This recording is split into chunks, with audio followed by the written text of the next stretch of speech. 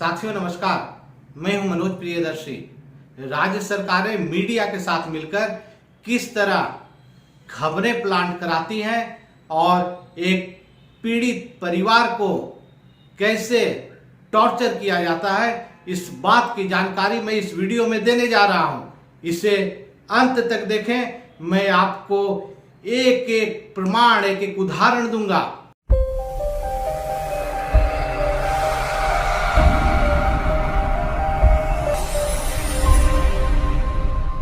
आपको हाथरस कांड याद है?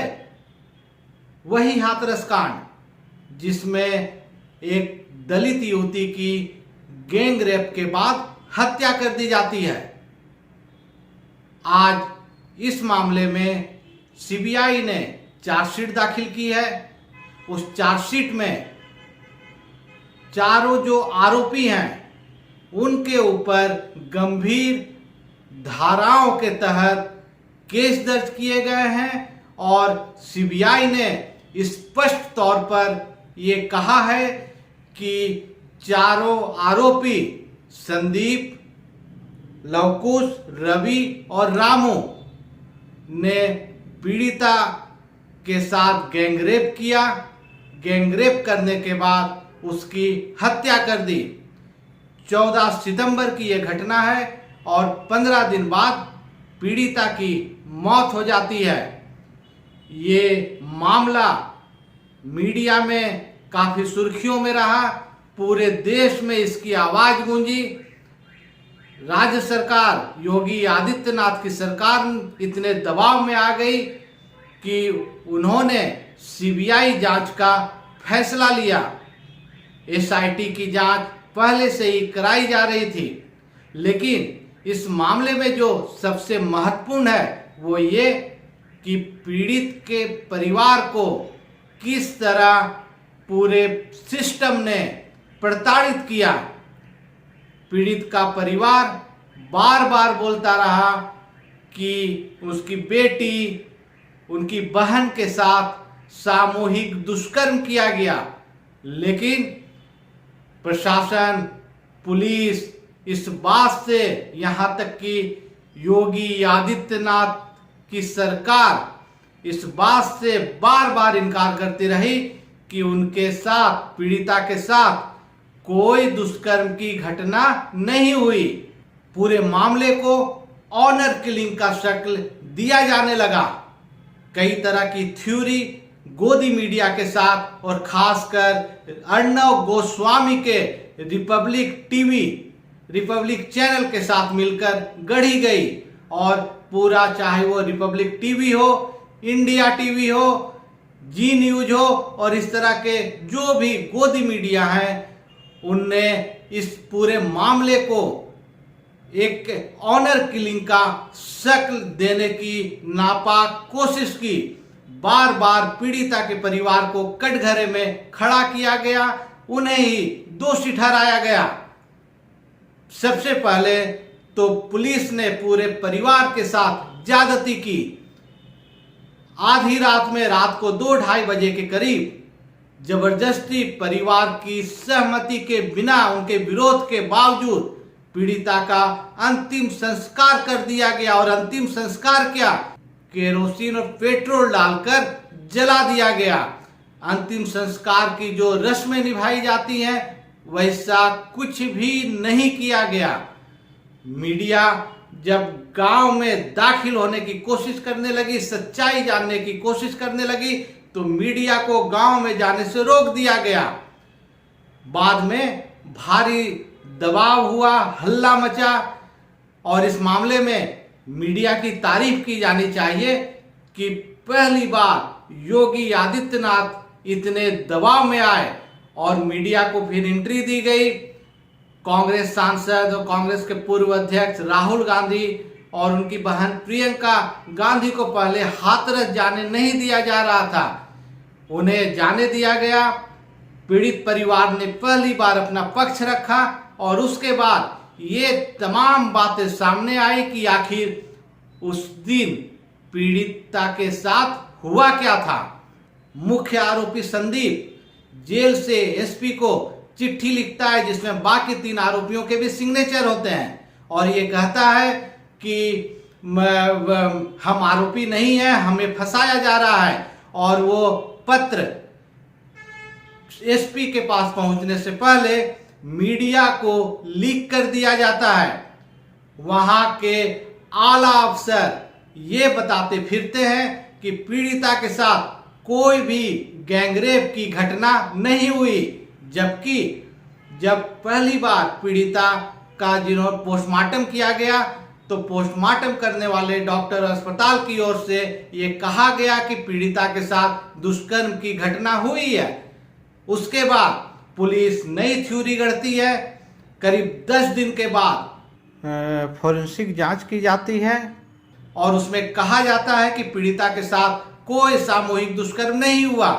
विशेषज्ञ बार बार कहते रहे कि अगर 10 दिन के बाद पीड़िता के नमूने लिए जाएंगे तो गैंगरेप की पुष्टि हो ही नहीं सकती। उसके बावजूद राज्य सरकार इस पर अड़ी रही। यहां तक कि सुप्रीम कोर्ट में भी ये कहा गया कि पीड़िता के साथ सामूहिक दुष्कर्म की घटना नहीं हुई है। एक और महत्वपूर्ण बिंदु, वहां के डीएम प्रवीण कुमार, जिनका एक वीडियो वायरल हुआ था जिसमें वो पीड़िता के परिवार को धमका रहे थे। सीएम योगी ने लापरवाही बरतने के आरोप में वहां के हाथरस के एसपी, सीओ समेत 5 लोगों को सस्पेंड कर दिया था, लेकिन ये डीएम आज तक वहां बरकरार है। उनके ऊपर कई आरोप लगे। पीड़ित का परिवार बार बार कहता है, अब भी बोल रहा है कि डीएम साहब ने उन्हें धमकाया, उन पर मान लेने, सरकार की बातें मान लेने का दबाव बनाया, लेकिन उसके बावजूद राज्य सरकार डीएम को बचाती रही और अब भी वो वहां पे मौजूद है।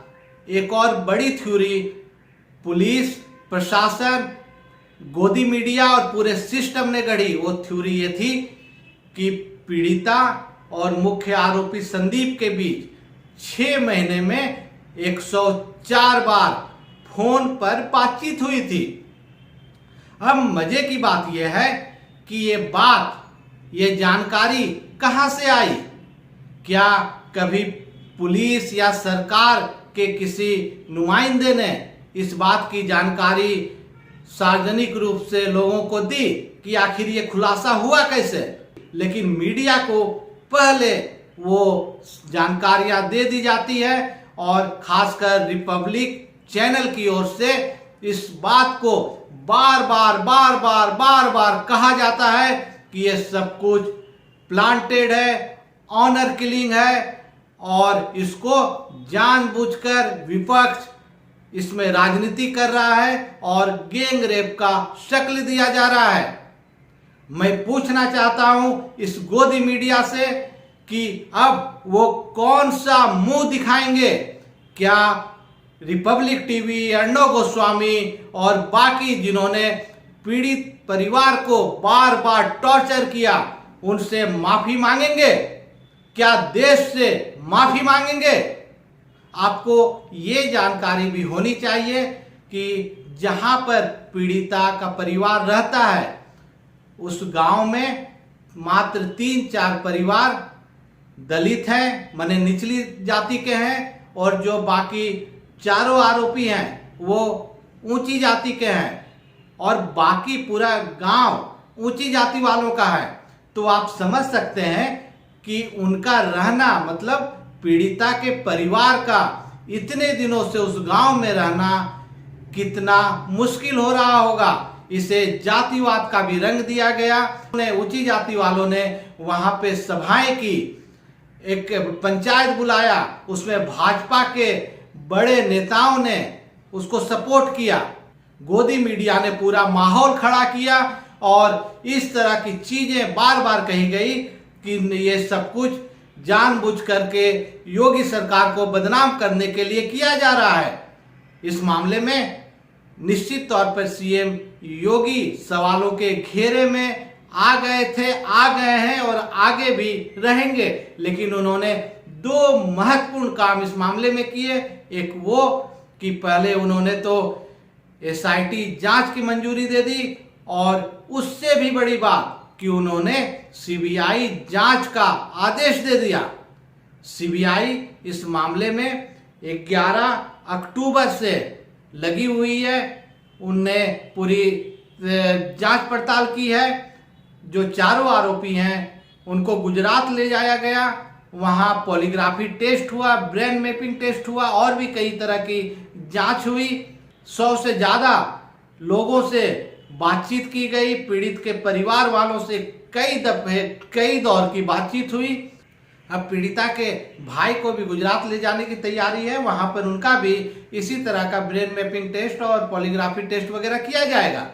लेकिन आज जो सीबीआई ने कोर्ट में 2000 पन्नों का चार्जशीट दाखिल किया है, उसमें स्पष्ट तौर पर मान लिया गया है कि चारों ने पहले गैंगरेप किया, फिर हत्या कर दी, और उसके ऊपर उन चारों के ऊपर SC/ST एक्ट की धाराएं भी लगाई गई हैं। सीबीआई का कहना है कि पीड़िता के अंतिम बयान को उन्होंने चार्जशीट दाखिल करने में मुख्य आधार बनाया है, और बाकी जो टेस्ट जांच की रिपोर्ट वो सब तो है ही। एक और गंभीर बात चार्जशीट से ये निकल कर आ रही है कि पीड़िता के साथ पहले भी इस तरह दुष्कर्म की घटनाएं हो चुकी थी, और इन्हीं आरोपियों ने उनकी उस पीड़िता की उस 19 साल की बच्ची की लड़की की अस्मिता को चोट पहुंचाया था, बार बार उसकी आबरू लूटी थी। उम्मीद की जानी चाहिए कि अब पीड़ित परिवार को न्याय मिलेगा और कोर्ट उनके पक्ष में अंतिम फैसला सुनाएगा। इस वीडियो को देखने के लिए आपका बहुत बहुत धन्यवाद। आपको वीडियो अच्छा लगा हो तो इसे लाइक और शेयर जरूर करें। खोज खबर लाइव चैनल को सब्सक्राइब कर घंटी का बटन जरूर दबा दें। अगले वीडियो में किसी नए विषय के साथ फिर मिलेंगे। तब तक के लिए धन्यवाद। जय हिंद, जय भारत।